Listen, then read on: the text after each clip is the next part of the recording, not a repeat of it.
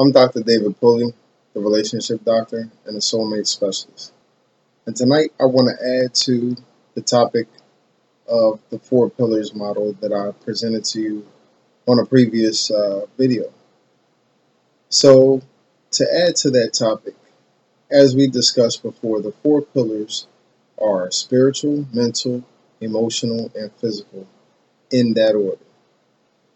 So, if you remember, the goal is to get the four pillars in proper priority order. After you achieve that goal, then an even more challenging task would be to get all of the four pillars in balance with each other. This is more challenging because it's tough enough to get the four pillars into proper priority order. But think about it. You could have spirituality at 80, mental at 60, emotional at 20, and physical at 40. That person is all over the place. So, in order to achieve balance, success, fulfillment in one's life, one should try to achieve balance in all four pillars after getting them in their proper order.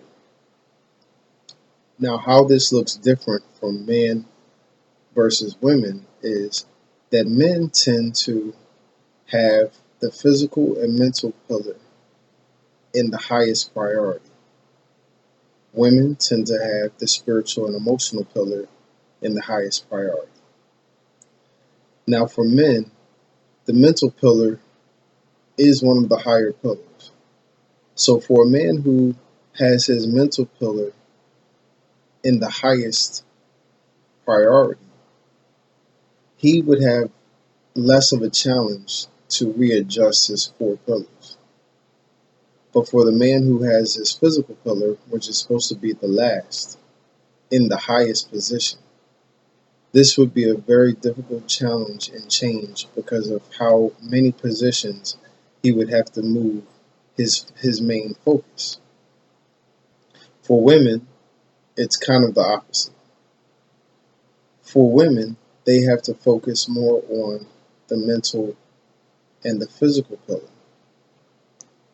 Now, for women who have the spiritual pillar at its highest priority order, they too would have less of a struggle with altering their four pillars. But for the woman who has her emotional pillar in the highest position, to reorder her pillars would be more challenging. However, in general, if a man can get his four pillars from focusing on the mental and physical pillar and refocusing so that he can focus more on the spiritual pillar and his emotional pillar, then this man will have more opportunity to adjust his pillars and become more balanced in his life. Same for a woman.